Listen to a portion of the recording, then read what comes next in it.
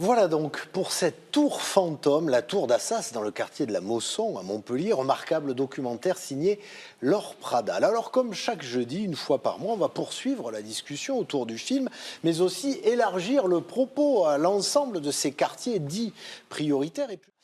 Nourdine Barra, bonsoir. Bonsoir. Vous êtes artiste, auteur, vous œuvrez au sein d'une association d'éducation populaire et pour paraphraser ce titre du journal L'Humanité, vous êtes celui qui construit des ponts culturels entre cité et quartier UP. Vous organisez notamment des agoras et cette tour d'Assas, vous la connaissez bien puisque vous y avez également œuvré là-bas au travail de mémoire.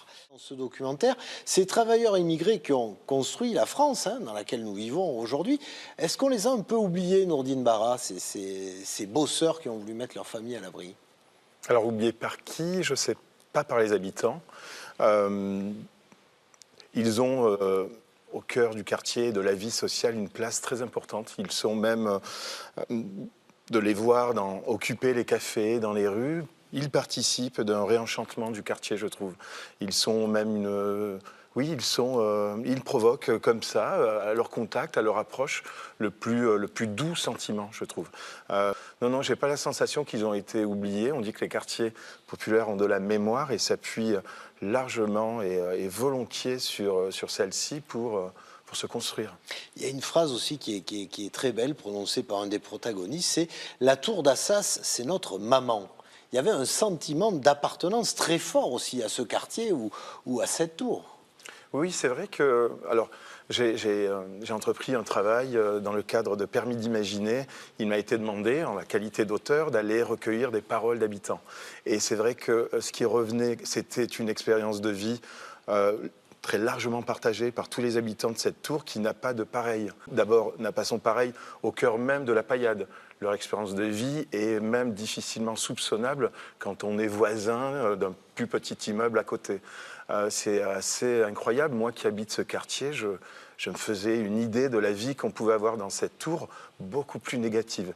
Or, je découvrais, en recueillant leurs paroles, qu'opérait une solidarité, un plaisir aussi d'y vivre, si ce n'est la vétusté qui les a conduits à vouloir partir. Le facteur humain répondait largement à une attente, à ce qui fait un petit bonheur au quotidien, de croiser ses voisins, voilà, ils vivaient tout sauf le sentiment qu'on peut ressentir dans les centres-villes, d'isolement, d'un chacun pour soi, sauf qui peut. C'était tout sauf ça dans cette tour. Alors, je crois, enfin, moi je rejoins ce sentiment d'appartenance, il est extrêmement fort. Il y a effectivement... Et c'est pour ça aussi qu'aujourd'hui, on n'est pas dans une situation. La perte de cet équilibre, justement, l'a vu la population de la tour d'Assas s'installer. Ça a été la création petit à petit d'un malaise qui va devenir, on en parlera aussi tout à l'heure, un traumatisme. Oui, et puis ce qui s'est passé à la tour vaut pour tout le quartier.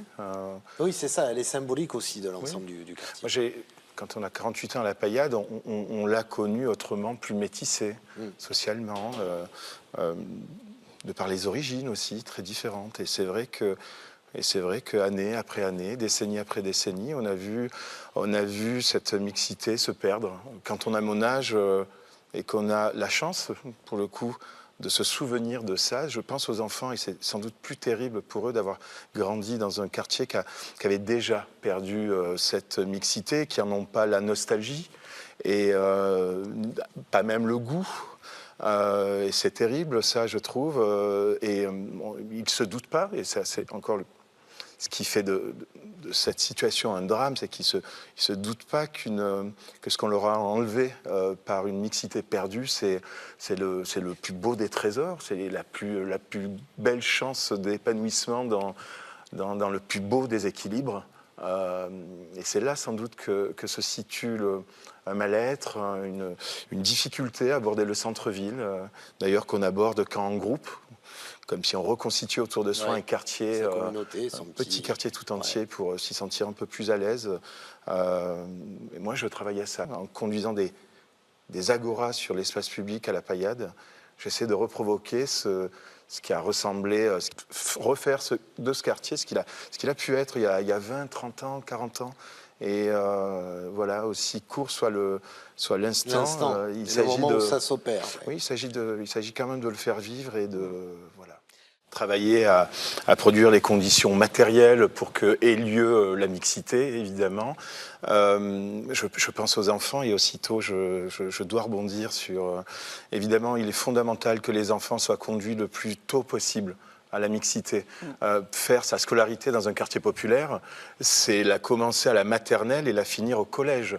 C'est beaucoup trop tard si par bonheur on a la chance de pouvoir aller au lycée pour faire la rencontre d'une jeunesse qui vient des villages, du centre-ville.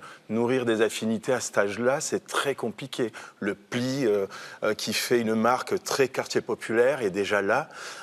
Voilà pourquoi il faut très vite contrarier ce déterminisme social-là.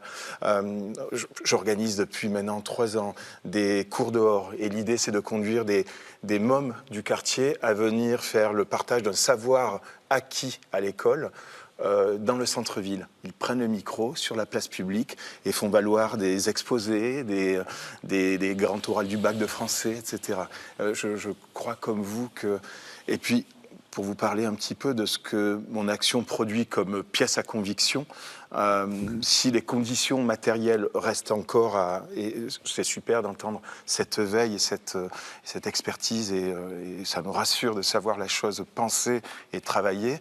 Ce que j'organise m'amène à témoigner de cette belle disposition des esprits de chacun à vouloir la vivre, cette rencontre. Ceux qui viennent du centre-ville, un soir à la Paillade pour assister à une rencontre littéraire dans une boulangerie, apprécient le charme des habitants. Vraiment se retrouvent, et les habitants du centre-ville, et on l'entendait dans le témoignage là, de cette dame qui s'exprime dans le documentaire, ont envie, personne aime son entre-soi, personne à ce point est attaché à un communautarisme dont on a...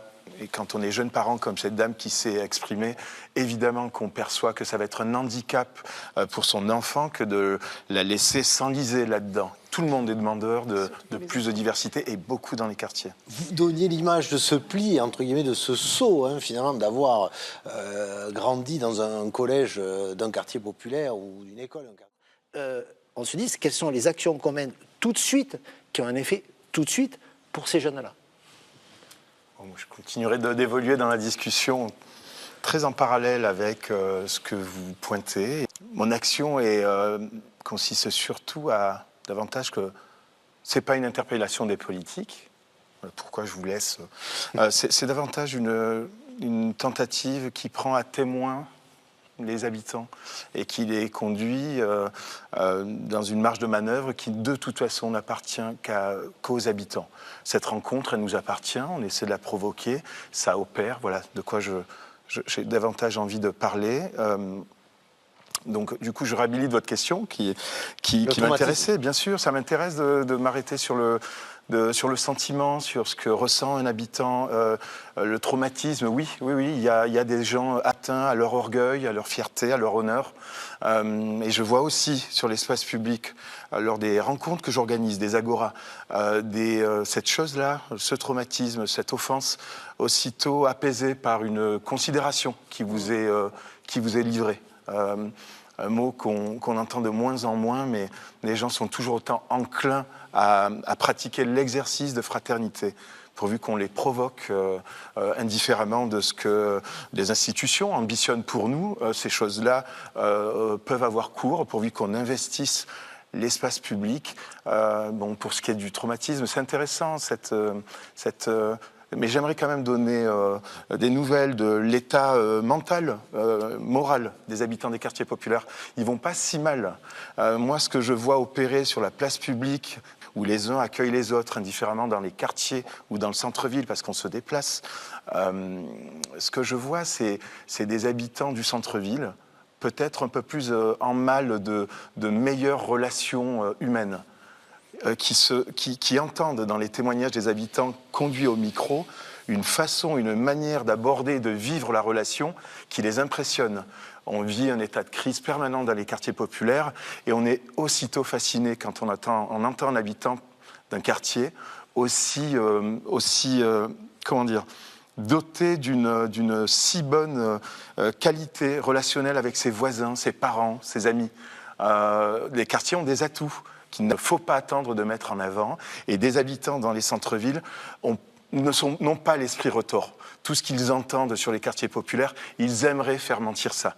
Et je trouve que la disposition d'esprit n'a jamais été aussi bonne. Intervenons dans la vie des gens, provoquons la relation, elle se produira.